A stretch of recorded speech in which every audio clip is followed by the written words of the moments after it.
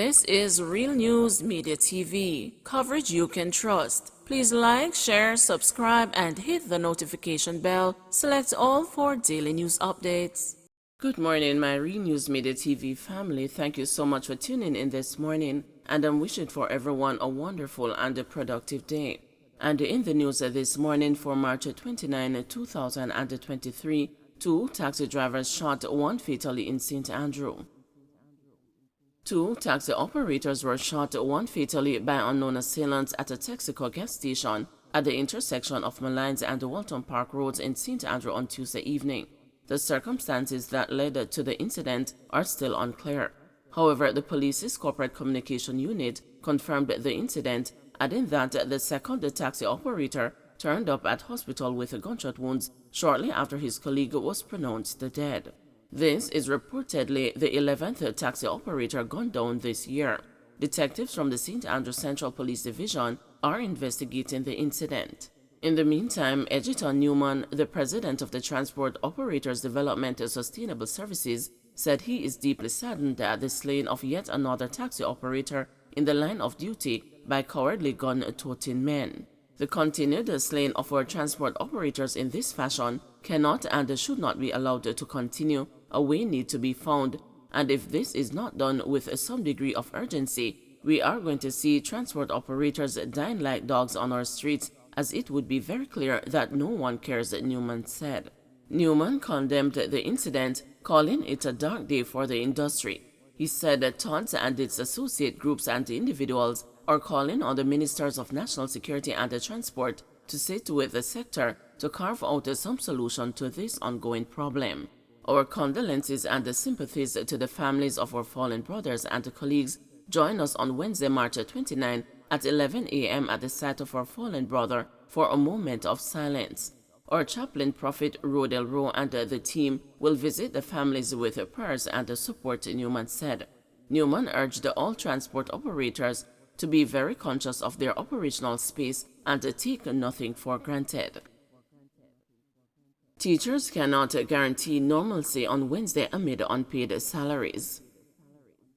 The Jamaica Teachers Association says it cannot guarantee normalcy in the classroom on Wednesday amid frustration among its members over late payment of March's salaries and retroactive sums. The Education Ministry in a statement Tuesday noted that payment was delayed by a number of days as it worked alongside the Ministry of Finance and the Public Service to ensure the accurate processing, converting and uploading of the retroactive amounts and the new salary rates. It said some teachers have started to receive payments. However, the JTA in a news release later in the day described the situation as a blatant disrespect to the nation's educators. We are aware that some members are in receipt of payments, though questions abound regarding its accuracies. However, this is of no comfort to those who have not, said JTA President Lysandra Harrison. In light of the financial malaise, the government of Jamaica must make provision to offset interest rates to be accrued on teachers' loans and other credit facilities, she added. Harrison said the association is further concerned about the threat of repossession of items and the impact of the current situation on members' credit ratings, a possible embarrassment looming for teachers. Against this background, Harrison said the JTA cannot guarantee normalcy come Wednesday. Colleagues, let us stand together, paid and unpaid, to register our displeasure, Harrison urged. This scant regard for educators cannot continue. Whatever sums are due teachers, small or great, must be accurately calculated and paid in a timely manner to ensure their monthly obligations can be met. This follows the signing of a Memorandum of Understanding on March 13 between the JTA and the government for a revised compensation package after a bitter wage negotiation. Clark refuses to apologize for Massamar comment. Finance Minister Dr. Nigel Clark has rejected claims by the parliamentary opposition and other critics that he used racist comments against opposition leader Mark Golding during a sitting of the House of Representatives last Thursday. Dr. Clark was subjected to heavy criticism after he described Mr. Golding as Massamar while responding to the opposition leader's unsavory description of supporters of the Jamaica Labour Party at a political meeting. The parliamentary opposition walked out of the chamber in response to the finance minister's Massamar comment. At a meeting of the National Executive Council of the PNP on Sunday, Mr. Golden apologized to the JLP supporters for having referred to them as damn fools. But addressing the House of Representatives on Tuesday afternoon, Dr. Clark said he would not apologize for his Massamar comment, as it was not a racist attack on Mr. Golding.